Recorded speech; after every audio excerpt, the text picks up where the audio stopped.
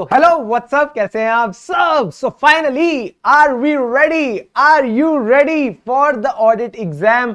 मैं कह रहा हूं भाई साहब, अब आ गया है समय, अब आ गया है समय। बस अब किताबों को थोड़ी देर आप साइड रख सकते हो, ठीक है। रात को एक अच्छी मीठी नींद जरूर ले लेना before going for the exam. And now I am sharing you the world class techniques to score maximum marks in your audit paper. And मैं बता देता हूं, इस वीडियो का एक ही मकसद है कि आपको मैं कॉन्फिडेंस दे सकूं, आपको मैं ये कॉन्फिडेंस दे सकूं कि आप कम से कम कल वाले पेपर में 60+ तो लाने ही वाले हैं। अगर आपकी तैयारी हल्की सी भी ठीक ठाक है, मैं बोल ही नहीं रहा आपकी एकदम धुआंधार तैयारी है, मैं कह रहा हूं हल्की सी भी ठीक ठाक है, तो आप 60+ ले आओगे। बस आप मेरी वीडियो को एंड तक देखना, वीडियो को लाइक जरूर कर देना, बिकॉज आई फील अगर लाइक कर देते तो पॉजिटिविटी अपने आप आ जाती है, अपने आप सीखने का मन हो ही जाता है। और अगर चैनल पे नए हो सब्सक्राइब जरूर कर देना, ठीक है। तो let's start with the audit paper writing tips. सबसे पहले सर सवाल आता है, पहले 15 मिनट में क्या करें? पहले 15 मिनट से पहले भी क्या करें मैं ये बताता हूं यार। एग्जाम हॉल प्लीज टाइम पे पहुंच जाना। हर बड़ी पे पहुंचोगे, टेंशन लेते हुए पहुंचोगे तो वैसी स्ट्रेस हाई रहेगा, बीपी हाई रहेगा, ठीक है। चुपचाप टाइम पे पहुंच जाना। मैं मानता हूं 145 पे अगर पेपर मिलता है तो 130 पे आप एग्जाम हॉल के बाहर खड़े होने चाहिए, भले 15 मिनट चुपचाप अपने साथ खड़े रहो, ठीक है। एंड जब आप एग्जाम हॉल एंटर करते हो 145 से पहले 2 मिनट 3 मिनट आंखें बंद करके बैठना, एक ही मंत्र बोलना भगवान को, सर क्या मैंने जो भी गलतियां की है मुझे माफ करना, मैं जितनी मेहनत कर सकता था मैंने की है, प्लीज मुझे एक अच्छा रिजल्ट देना।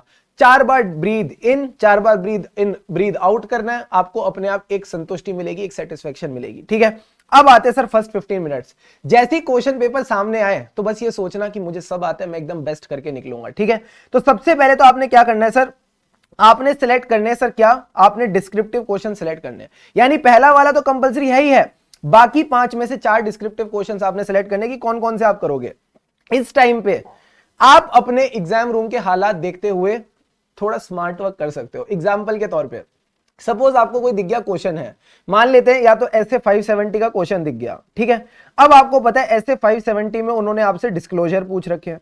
अब सर ये जो डिस्क्लोजर होते हैं, जो फाइनेंशियल स्टेटमेंट में डिस्क्लोजर जाते हैं कि भाई क्या इवेंट्स एंड कंडीशंस हैं, फिर उसके बाद उन इवेंट्स एंड कंडीशन को लेके मैनेजमेंट का क्या प्लान है, material uncertainty, entity may be able to realise the assets and will not be able to pay off the liabilities in normal course of business. अब आप क्या कर सकते हो, इनके छोटे छोटे कीवर्ड आप पेंसिल से क्वेश्चन पेपर पे लिख सकते हो, बट अगेन इसमें ना आपने सावधानी बरतनी है। अगर लगता है इन्विजिलेटर बड़ा स्ट्रिक्ट आदमी है, पकड़ लेगा मारेगा, तो आप फिर ये चीज अवॉइड करके चल सकते हो। मैंने एक लेवल पे ये चीज करी थी तो मेरे को तो काफी हेल्प हुई पेपर लिखते लिखते, बिकॉज दिख रहा था कि हाँ ये कीवर्ड है, इससे आंसर बना के देना है। बट अगेन सावधानी हटी, दुर्घटना घटी, तो आप आराम से ये चीज सोच समझ के करके चलना, ठीक है सर। दूसरी चीज, प्रोफेशनल एथिक्स में अगर आपको क्लॉज पहचान में आ जाए तो पेंसिल से बस छोटा सा लिख देना 611 711, उतना चलता है, बट बारीकी से लिखना ताकि किसी को पता भी ना चले और आपका काम भी बढ़िया बढ़िया बन जाए। ये स्मार्ट वर्क अगर आपने 15 मिनट में कर लिया, आपके 2 घंटे 2.5 घंटे एकदम स्मूथली निकल जाएंगे, पता भी नहीं चलेगा। सीधा सीधा कीवर्ड देखते जाओगे, आंसर लिखते जाओगे, ऐसा लगेगा पता नहीं खुद ही का आंसर खुद ही देख देख के बढ़िया बढ़िया तरीके से लिखते जा रहे हो।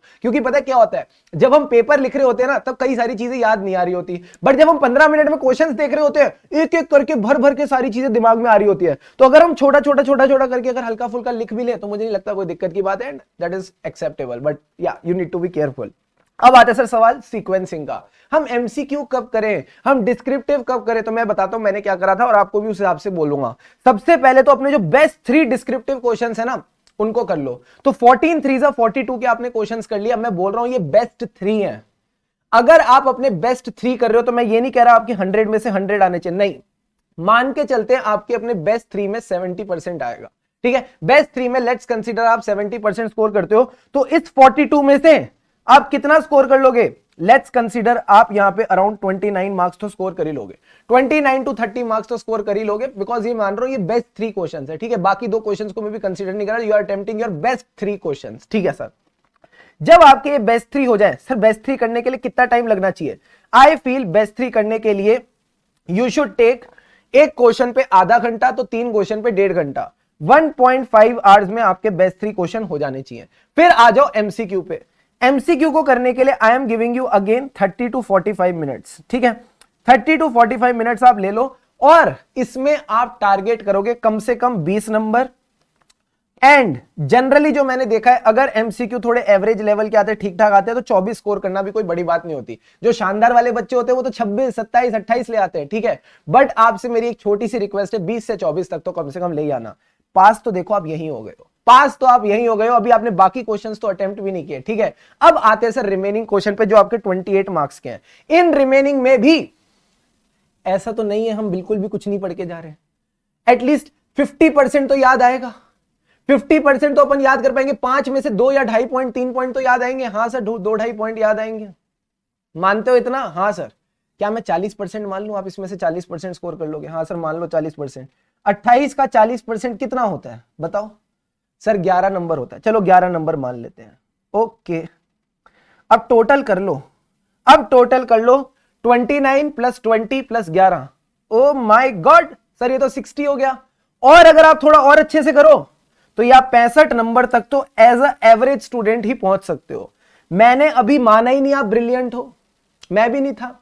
जनरली बहुत ही कम बच्चे ब्रिलियंट होते हैं। हम जैसे एवरेज बच्चों की मैं बात कर रहा हूं, हम 60 to 65 तो आराम से स्कोर कर सकते हैं। यही पॉजिटिविटी के लिए मैंने ये वीडियो बनाई थी आपके लिए। इसी पॉजिटिविटी को बस आपने दिमाग में रख के कल का पेपर देना है एंड आई एम श्योर आप ब्रिलियंट मार्क्स लेके आओगे। ये सीक्रेट्स ना जनरली लोग शेयर नहीं करते, मैंने बता दिया आपको, किसी को मत बताना, ठीक है सर? तो यही बात आपने ध्यान में रखनी है। छोटी छोटी बातें और बता रहा हूं, चुपचाप ध्यान से सुन लो। 3-4 बातें बता रहा हूं। जो भी स्टैंडर्ड ऑन ऑडिटिंग का क्वेश्चन होगा उसको आप स्टार्ट करोगे विद द ऐसे नंबर एंड उसका ऐसे का जो नाम होगा, ठीक है? प्रोफेशनल एथिक्स का जो क्वेश्चन होगा उसको कैसे स्टार्ट करेंगे? क्लॉज नंबर के साथ, क्लॉज की जो डिस्क्रिप्शन है वो लिखेंगे और क्लॉज को अंडरलाइन करके आना, जो क्लॉज नंबर आप लिखो, ठीक है सर? साथ में जो एंड होगा उसमें गिल्टी नॉन गिल्टी को भी अंडरलाइन करके आना है। हर नए आंसर को नए पेज से शुरुआत करनी है, ठीक है? एक क्वेश्चन के जितने भी पार्ट्स हैं उनको साथ में करना है, भले ऊपर नीचे कर लो, पहले बी कर लो, फिर ए कर लो, फिर सी कर लो, फिर डी कर लो, जैसा आपको ठीक लगे, बट एक क्वेश्चन के सारे पार्ट्स आपने साथ करने हैं। That's all that you need to do. Just stay positive, just stay happy, keep a smile on your face when you are attempting this paper. आपने इतने अच्छे से मेहनत करी है, उस मेहनत को अब हम क्या कहते हैं, जाया नहीं होने दे सकते। We can not allow that मेहनत टू वेस्ट इटसेल्फ, ठीक है? So you need to give your best and that's your responsibility, ठीक है? सो एकदम जैसे मैं कहता हूं ना, खुशी से पढ़ेंगे तभी आगे बढ़ेंगे। मैं ये बोलता हूं खुशी से लिखेंगे तभी अच्छे नंबर स्कोर करेंगे। So wish you the best, that's all from my side. अब मुझे नहीं लगता इसके बाद मैं शायद आपको और कोई वीडियो दूंगा इस बार के ऑडिट के एग्जाम के लिए। सो या it can be the last video from my side for audit. And मैं बस इतना ही कहूंगा, आपको जोश में रहना है, आपको होश में रहना है। एंड जैसा मैंने कहा, this is very much possible, please do it. All the best. Video को अभी तक लाइक नहीं किया तो do like it and yes stay subscribe for more such videos. Rock it tomorrow.